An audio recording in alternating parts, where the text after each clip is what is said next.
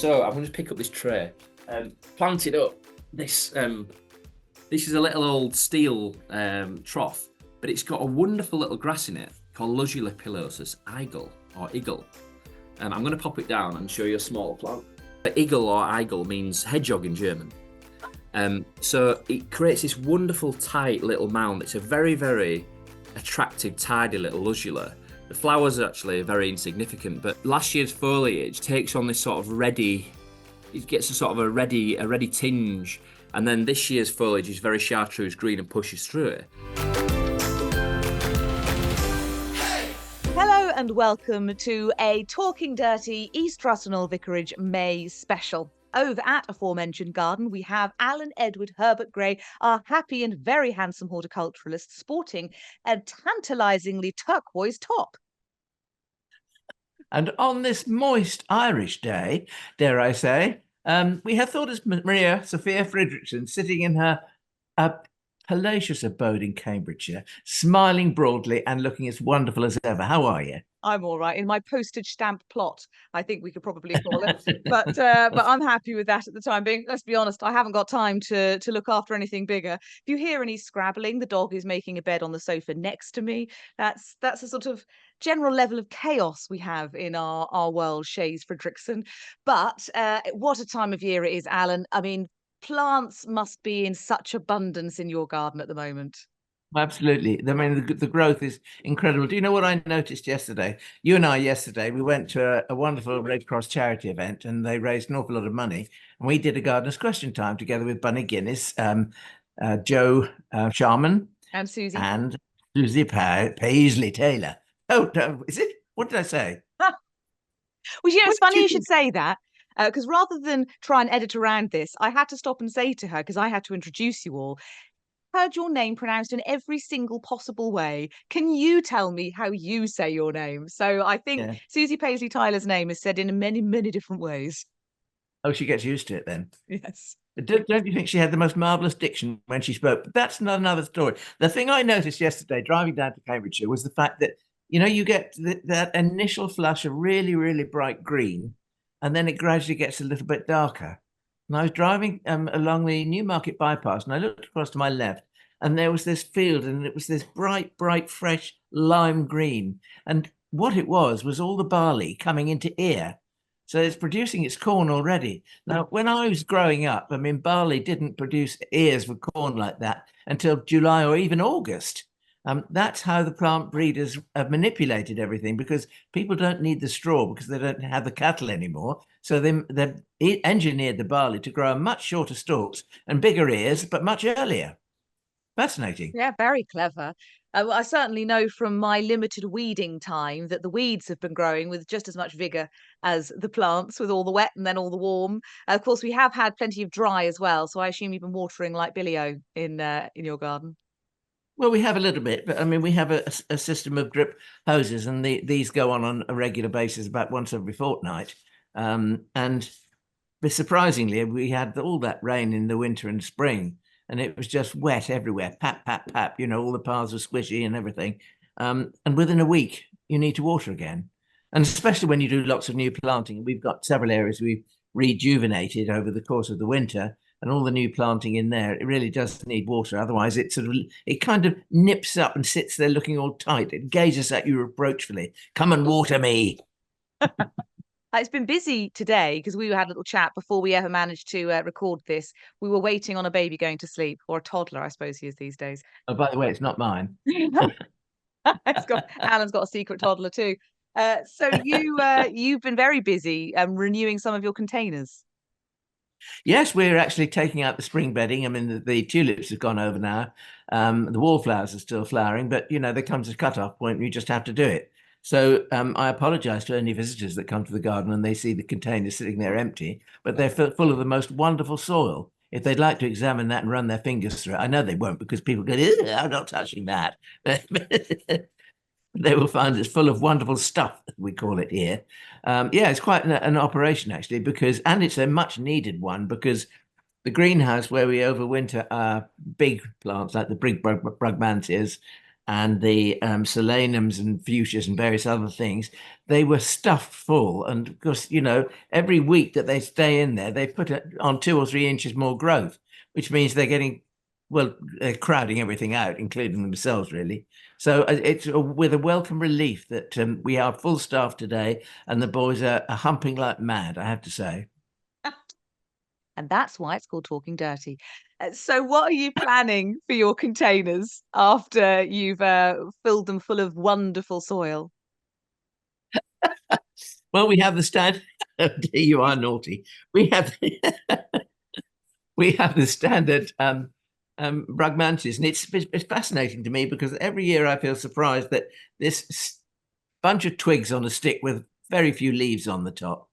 They're standards, and they go out at about probably 8 feet tall. And I mean, it's amazing to me that there they are, this skeletal form with a few leaves on the top. They haven't got any flowers on at the moment, but in October, September and October, they will have upwards of 250 flowers open on each one at their peak blooming season. And Brugmansias are strange things, but they flower in waves. It's as if they sort of give all their energy out into producing masses of flower, and then they think, oh, I need a rest. And so they have a little rest and recover, put on a little bit more growth, new shoots, new flower buds, and then the show starts again. But it's a little bit bigger each time, a little bit better each time. So that's why by the end of October, there are so many flowers there.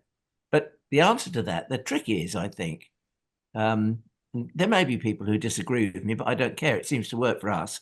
That is that we feed all our containers, our summer flowering containers, we feed them at every watering, and that's roughly every 2 days.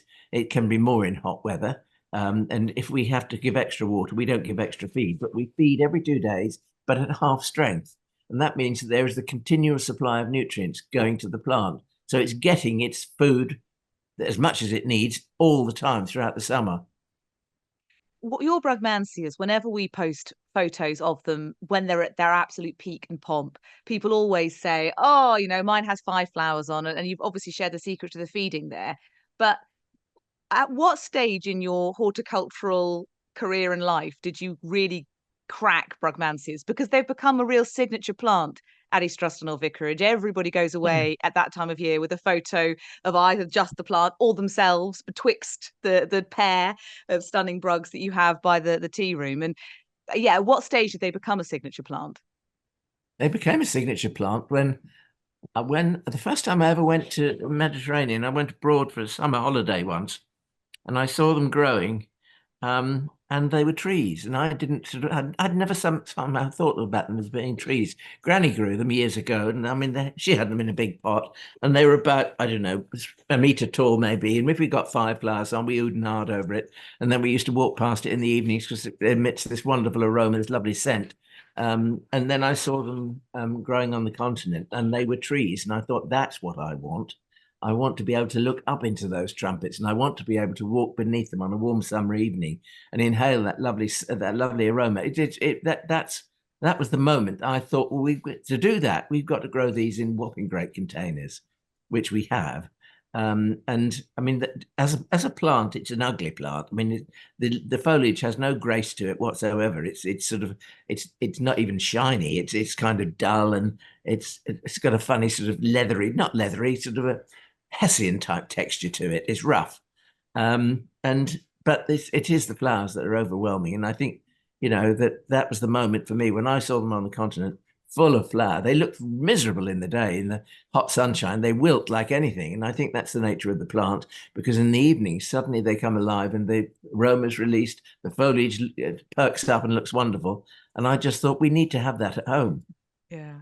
And so when did you manage to achieve it? What can you remember? How long ago do you think it was that you were like, right, I have managed to bring to reality this dream that I had on a sunny summer holiday in the Med? Well, probably 35 years ago, I suppose, since I grew them as really big flowering plants. I've tried all of them, in actual fact. Well, I say all of them. I tried a lot of them. There's white flowered forms, there are apricot flowered forms, there's lemon flowered forms, and there's white flowered forms. There's doubles and singles of each, and I've tried them all. And for me, it's the one called Grand Marnier. It's nothing to do with it, I don't think, but it's called Grand Marnier, and it is that lovely sort of apricot-y colour. And it's that one that I actually think does better for me. I find the white ones very, very prone, especially in the glasshouse, to attacks of red spider mite, which is very difficult to deal with. The best way of dealing with it is to keep the atmosphere as moist as possible. So you can imagine in a hot, dry summer, they just run riot. Yeah. And the pink one is not vigorous enough. It doesn't produce enough flowers. And so it's the apricot one that I stick with, actually. I've got plants of the others, but, sometimes I put them out and sometimes I don't bother. I love that Alan has been living the dream for 35 years. I mean, 50 if you include the whole garden, but 35 if you just include your Brugmansia dreams. At this time of year, what I find really exciting is when things start to flower that you've been waiting for, or things start to germinate that you've been waiting on. Is there anything that's happened over the last kind of couple of weeks or so that has really made you stop and go, oh, yes? Yeah, there's a couple of things in actual fact, and one of them is that I was sowing zinnia seeds, and I said I told Ian I was going to order some new zinnia seed. You see, and I knew that I had some, and he'd sorted through all the seed packets, and there are many, I have to say. It's ridiculous, really, but there you are. And found the zinnias and put them out for me to sow, and I thought, well, he's made the effort. Now that's my turn to make the effort. So I put the zinnia seed in, and I covered it with vermiculite, which I use to cover all my seeds with, instead of soil, because lots of seeds need light to aid germination. And lo and behold, 2 days later, there were seedlings popping through. Now, that's a very, very short time, and I was very surprised. There's one tray that hasn't come up, though, so that they have not germinated. So that obviously the seed is no good on that one. But you can usually judge some of these plants, they pop up as quick as anything. Morning glories, for instance, morning glories, and Mina lobata, that lovely little climber that's orange and yellow and cream, and it looks like bunches of bananas, the flowers do. I mean, if you soak the seed of those and soak them overnight, and if you will notice a change in their little black seeds, and they come out of their packet and they don't look like anything at all. And morning glory seeds especially, they kind of erupt overnight, and the seeds kind of swell, and what you're doing is you're making the germination much quicker by putting some water into that embryonic seed, and you're starting its life journey. So it's giving birth on your Petri tray overnight in a little bit of water. And then you just sow it the next morning, and then 3 or 4 days later, up they pop. At the zinnias, are you going for your Benary giants? I have gone for Benary giants. Yes, I have.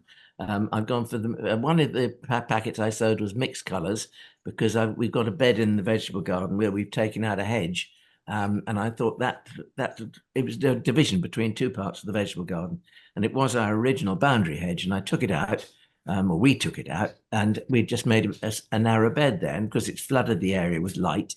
And it's such an improvement. It's unbelievable. And so I put 4 little fruit trees in there, miniature fruit trees. They're actually proper varieties, 2 pears and 2 plums. And they came from Otter Farm, Mark Diacono at Otter Farm down in Devon, who is a very good source of unusual plants, I have to say, unusual vegetables. And he's the man that has this wonderful idea of making a forest that you harvest from. I don't know, Yeah. That's a lovely idea. So you're walking through the forest, and on the understory where you've got part shade, you've got raspberries growing, and you just pick, if the birds don't get there first, of course. So we've got those, and we've got some, just sort of the odd plant that I've got ones of. And there's not many that I've got ones of, but sometimes somebody brings you something, you think, oh, I need to bulk that up. Well, that's the place I plant it, and then I can divide it the years following. I had a lovely Montana, Centaurea Montana came flowered this morning, which was lovely. Very, very pale one. Granny Gray's stock is in there, because they save seed of that every year. Catananche, I don't know whether I'm saying that right, but Catananche caerulea. Oh, We actually I sowed. never know how to say that. No, he sowed an old packet of seed of that, and they all germinated. So I pricked them out and put those in there. We'll see how they do. It's a kind of testing ground, and it's a bit like it's a bit like a box of frogs. You get something, a little bit of everything. A dog's breakfast, perhaps we'll call it, shall we? I do love both caerulea and the Alba, because the white Catananche, however we're going to say it, it almost doesn't have like a little purple center to the flower, and they're so long lasting, and then when they dry up, they actually look quite sort of silvery and nice, those little sort of leftover bits.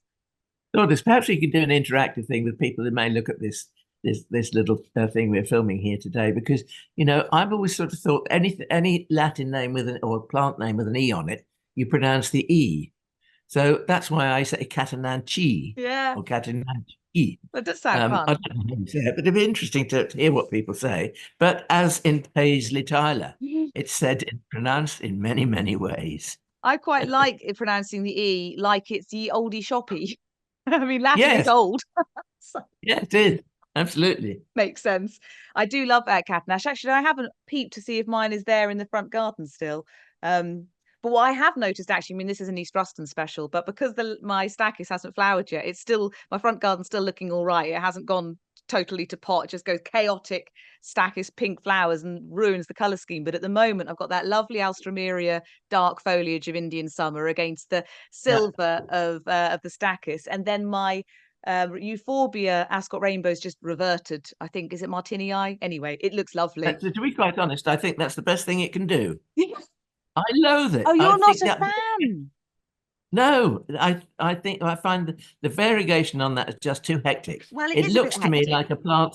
It looks to me like a plant that's been inadvertently sprayed with weed killer. This is so funny because I've been trying to remember who it was who didn't like Ascot Rainbow. I didn't think it was you. I saw it a couple of years back in Brian Ellis's garden, and I said, "Oh, I'm glad you grow this," because I thought I was vulgar for liking it. And but it's all right because now I've got Brian on my side, and whoever else grows Ascot Rainbow, I don't have to worry that Alan can't stand it. No, Maybe I it is don't vulgar, think but I that's fine. don't misunderstand me. I don't think it's vulgar. What offends me is the amount and the state of that variegation. I shall do a Bunny Guinness. I'll contest that. Yeah. It was brilliant when we did this panel, this kind of gardener's question time for charity. And Bunny is wonderfully controversial, so she'll contest anything, and she knows her stuff. She's done her research. So go check out her YouTube channel and her new podcast as well, audio and Yeah, or she's videos and absolutely stuff. brilliant at it. She is. And as a gardener, a writer, and a broadcaster, I've told her this to her face. I think she's absolutely admirable because she imparts the kind of information we want to know. We want to know where you can get something. We want to know how much it is. We want to know how much you have to buy of it. And she furnishes you with all that information, which is, I think, very important. We'll return to Bunny when it comes round to my Flomo. But your glass houses, I mean, you mentioned changes that have happened in the veg patch, which is right near a couple of your kind of main show glass houses. Like you've got your little veg one near the veg plot, and you've got the one in the walled garden. Yeah. And often you have, particularly in the one in the walled gardens, nice things on display, whether they're pelargoniums or whatever bulb might be in flower. So Yeah, what's going on in there at the moment? it's full of pelargoniums, in actual fact. But I said to Graham the other day, my popping shed is one side of the wall, and that glass house is the other side of the wall.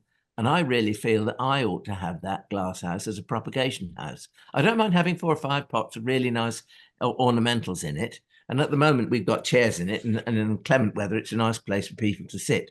Well, they're going to be banished because the chairs are going, because it's an invaluable space.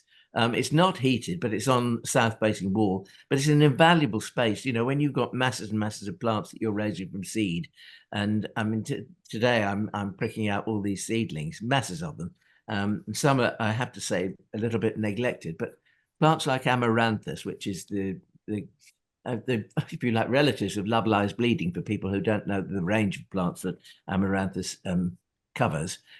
They are very forgiving. I'm doing one at the moment called, would you believe it, velvet curtains. Oh, velvet curtains. Lovely. I haven't grown amaranthus for a few years, but they're very satisfying to grow. I've never eaten it, but it's always nice to know you could if you wanted to. I tell you what, I mean, amaranthus edible. I'm going to certainly be able to add a lot of flowers to my pims or my salads because, of course, as we all knew, the borage crop is coming on nicely on my allotment after I sowed some last year, and we said I'd have them forevermore, and so would my neighbours. Well, I haven't checked my neighbours' plots yet, but I have a nice crop of self-sown borage. I'm very happy about it because, to be honest, I haven't got much time to grow anything. So anything that's self-seed. Well, I saw a huge clump of that beside somebody's gate the other day, and I thought you're going to rue the day you let that grow there because it does seem somewhat incontinently, I'm afraid. Well, but so, I mean, this is a genuine point. When I've got very little time to do anything, the self-sowers are really helping me out. I'm leaving my coriander to flower, not only because I actually think it's a really pretty flower. I never appreciated this sort of dusky pinkish of the coriander, and obviously the insects love I it. think And if it self I think sows, I'll all have of more those coriander. I think all of those umbellifers, they all fit in with the modern idiom of flower arranging, if you like, which is light and airy and see-through, and they fit that image, and I think people are probably appreciating them and seeing this in a new light in that respect. I'll tell you one little self-sowing thing that I discovered it this morning. I have a pot, and in this pot is an Adicium, a ginger, and also in the pot was a stray seedling of a white Begonia evansiana, and it's a deciduous thing, so that plant you can't see at the moment. But in between the rhizomes of the ginger, there's lots of little seedlings coming up. But I hadn't noticed that beside the path in the greenhouse, there's a flag path, stone path. There was a little that and the membrane. There's a little gap of soil, and it was packed with seedlings. So I pricked those out this morning, and I think I got 54 little plants. So that's a freebie, isn't it? And I haven't had to worry about it. And they're the ones with the red underside to the leaf? Yes. Yeah, lovely absolutely. leaves. Yeah. I mean, it's what if it didn't have a flower, it doesn't matter. I mean, we've got the pink flowered form and we've got the white flowered form, obviously, but the white one I think is kind of especially ethereal. It's lovely. And there's another begonia which is like a larger version of that. I bought 5 plants last year, fiendishly expensive, of course, because it was new. And where these particular begonias, they have in the leaf axil, they have a little pip that forms, and that little pip is a cormlet, if you like. So that will be next year's plant when it falls to the ground and roots. And so I picked all these off this brand new begonia, and I've got 3 trays of that as well. I was rather pleased about that. Oh, So we can have, lots of that. no wonder you need another propagation greenhouse. Is there Well, anything you've sown that you are waiting on? Is there anything you're kind of excited about that you're trying?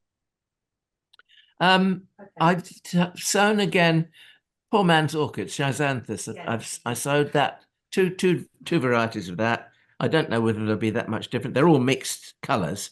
One is Dr. Badger's hybrids and one is something else. And I think that I'm waiting to see what they do, because Schizanthus, they make lovely pot plants in greenhouses. The flowers are a little bit too delicate to go outside on an average English summer, because they get spoilt by the rain. But they make lovely fillers for the greenhouse, for the summer. So I'm trying those and see what's going to happen there. What else I tell you what else has surprised me. I found an old carrier bag full of seed. Kiss me over the garden gate, Persicaria orientale, and I just chucked some seed in a seed tray with some compost, put some vermiculite over it, and I got quite a nice little crop. Thank you very much. So I'm rather pleased about that. But this, whereby I saw a seed strain of it in a seed catalogue, and it was they'd called it pink pearls or red pearls or something like that. Not a single one of those has germinated in exactly the same conditions. And I have to say, some of these, it's a fact of life, I suppose. It's something we have to accept. But when seed companies who have vast array of varieties, they don't grow all those seeds themselves. They rely on people to send the seed in, and if that seed hasn't been kept under optimum conditions, it can deteriorate and become useless. And I'm afraid we've had several of those this year. Yeah. Just to go back to the idea of what you're waiting on, I thought I'd had a really great idea at the allotment, and I thought I'll have this wonder, because I knew a lot of the borage would sow, particularly along the edge where I'd grown them. And I thought, well, I'll put a load of ladybird poppies and things along the edge so that I get this lovely mix of red and blue. It'll be beautiful. Sow them in the autumn. I forgot that there are obviously a lot of corn poppies at the allotment, and so and I don't know, maybe if you're cleverer than me you can spot the difference, but I've ended up having I bet you can't. I've been having to leave so many seeds and seedlings behind, because I don't know what they are. So I'm waiting to see if I have an exclusive raft of corn poppies, or if any of them are other poppies that I sowed irritatingly close to where all the corn poppies seed in from the edge, when it goes a bit long, because I'm not on top of strimming and stuff all the time. So maybe there'll be some amazing grey, and maybe there'll be a load of ladybird poppies, or maybe I will just have a fine, fine crop of corn poppies. Only time will tell. Well, you'll have to be like the Reverend Shirley, who introduced the Shirley Poppy. And what he did was he rogued out all the red seedlings of the ordinary corn poppy. He noticed one of them was slightly different, so he rogued out all the red ones. So every morning he used to go and look at his little patch, and he pulled out all the red ones and left the other colours. And gradually, over time, the next generation of seed produced a lot more different colours, and so on and so forth. And they got paler and paler and paler as time went on. So it's a nice thing to do. Well, it is. Unfortunately, I'll probably be roguing out 99.9% of mine, but you never know. One or two of them might be something I actually plan to be there. Now, I know you need to run and have your lunch because it's ended up being that time of day, and we have FLOMO to fit in. So FLOMO, that fear of missing out you get about a flower or a plant. And we got asked a question at this Gardener's Question Time charity event for the Red Cross at Longstow Hall about an exciting plant that you wanted to try, basically a FLOMO style thing, something you had tried or wanted to try. And Bunny Guinness mentioned a tulip, which I immediately had to come home and Google, and it was Tulipa purple doll. And she couldn't at the time think of what it was a sport of. I don't know why we all didn't just shout Doll's Minuet, because it was probably the most obvious thing. And it is a sport of Doll's Minuet, which is obviously that kind of magenta-y, green streaked, lovely kind of lily flowered tulip. And so this is a purple version. So imagine that lovely darker purple with that green sort of flaming. That sounds marvelous. And I don't really go much for tulips at the moment, but I think I might have to try that when I put a bulb order in. It sounds absolutely marvelous. Where are you at with your FLOMO, Alan? Oh, my FLOMO, well, the list goes on and on and on, I suppose. There's hardly a day goes by when I don't. I'm going to go backwards to a long time ago. There's that lovely little climby rose that we grow, which is called Pom Pom de Paris, which is a 19th century rose. And the thing is, it has lovely little cabbagey pink blooms, but everything about it is on the small side. So it has small leaves, and you think of it as being a delicate little thing. But Graham has one planted in the Californian border behind the desert, and it's 30 feet up an alder tree. And all you see if you look up, I mean, most people don't look up. They don't look up at all. That's what you just don't do. You see this cloud of pink blossom at the top of this tree. It's absolutely incredible. But years ago, there was a bush version of this. This is obviously a climber. And for such a miniature looking plant, it's obviously quite a vigorous climber. It goes all the way up there. And there was a bush version of it. And I'd love to know whether there still is. I think there's some kind of it's like a historic rose thing in France. I must get in contact with Michael Marriott because I know that he knows about it. And you can actually ask them if they know of any existing plants of this variety. But that'd be nice. It'd be nice to find it, I think. And if anyone has not seen the rose special we did with Michael Marriott, I'll link to that in the video version. Wonderful. Yeah. Wonderful roses. Obviously worked at David Austin for a very long time and knows his stuff. And if you didn't know, by the way, David Austin was Bunny Guinness's uncle, I think. So yes. Go round in a weird small world, full circle kind of way. Doesn't it? Ideal for talking dirty, as you say. Yes. Alan, I know it's only a little tiny insight into the wonders of East Ruston Old Vicarage. Of course, you are open Wednesday to Sunday, bank holiday Mondays, guided tours on Thursdays if they're not sold out. So people, if they are lucky enough to be able to get over to the east coast of Norfolk on the east coast of England, then they should come and visit you because you really can't believe it until you see it. Well, that's a bit true, I think. I'll have to agree with you there. And do you know, Thodis, as I speak, the sun is just peeping through the clouds. Marvellous. We'll release you to go out and enjoy some actual rays of sunshine in your garden. Thank you very much. Until next time, everybody. Happy gardening. Happy gardening, everybody. Bye-bye. Hello. We got it. We got there. Dog's now gone a bit weird. You going to sit on my lap? What are you doing? You're just going to sit there being weird. Susie Paisley Taylor. Oh, no, is it? What did I say? Susie Paisley Tyler. Yes. Move it closer to you. Oh, hello. It's there. I think Is that that's better? I think that is better. Yeah. There we go. Yeah, well, you know, the only thing is I need a Harris tweed veil if you get too close.